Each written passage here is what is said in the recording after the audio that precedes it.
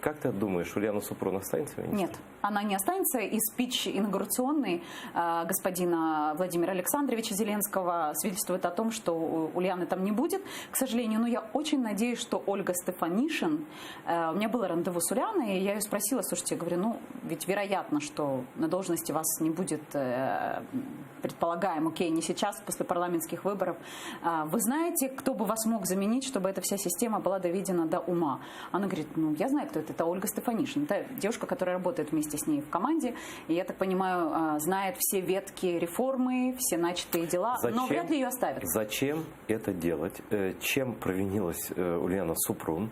И почему, если реформа начата, почему ее нельзя взять в следующее правительство? Это же не политический вопрос, скажем, это не идеологический. Слушай, я смотрю, ты оптимист.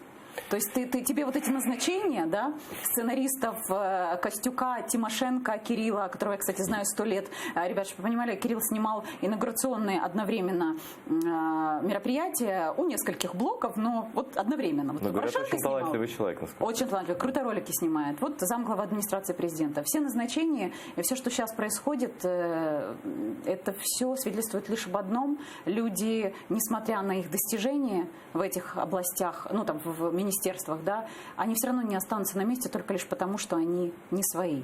И вы помните, да, вот эти ролики Зеленского, когда он говорил, что не будут кумовья, там, друзья, бизнес-партнеры при власти, вот тыкал пальцем Порошенко в это. Ну и, собственно, сейчас сделал то же самое. Одноклассник, коллега по работе, сценарист 95-го квартала, рекламщик.